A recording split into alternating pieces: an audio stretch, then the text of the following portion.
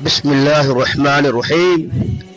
اللہ کے نام سے شروع جو نہایت رحم مہربان والا ہے۔ ایک دن ابو جہل مسجد الحرام کے دروازے کے پاس آ بیٹھا۔ پیغمبر اکرم نور مجسم صلی اللہ تعالی علیہ وسلم مسجد الحرام سے بہت تشریف لائے تو ابو جہل اپنا ہاتھ آستین سے باہر لایا اور کہنے لگا، یا محمد، اے محمد صلی اللہ تعالی علیہ وسلم، بتائیے میرے مٹھی میں کیا ہے؟ اگر آپ صلی اللہ تعالی وسلم نے صحیح جواب دے دیا تو میں اپنے ساتھیوں سمیت آپ صلی اللہ تعالی وسلم پر ایمان لے آؤں گا۔ حضور اکرم نور مجسم نیر اعظم صلی اللہ تعالی علیہ وسلم نے ارشاد فرمایا، تیرے ہاتھ میں ایک ڈبیا ہے جو ٹاٹ میں لپٹی ہوئی ہے، اس ڈبیا کے اندر 3 موتی ہیں، ان میں سے ایک سوراخ شدہ ہے، دوسرا آدھا سوراخ شدہ ہے اور تیسرا بغیر سوراخ کیے ہے، یعنی سوراخ مطلب چھید۔ اس ڈبیا میں ایک لال بھی ہے جس میں ایک سرخ کپڑا ہے، کپڑے کے منہ میں سبز پتی ہے۔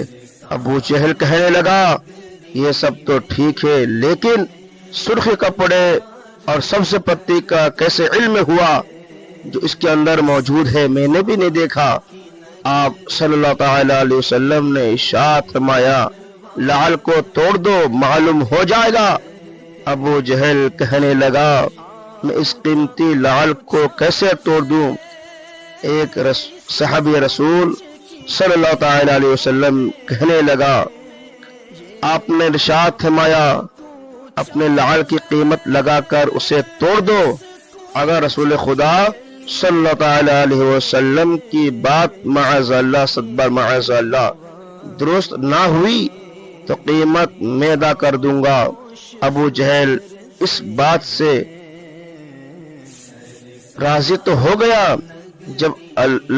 جب لعل کو توڑا گیا تو سب نے دیکھا کہ اس میں چھوٹا سا سرخ کپڑا منہ میں سبز پتی لیے ہوئے موجود تھا۔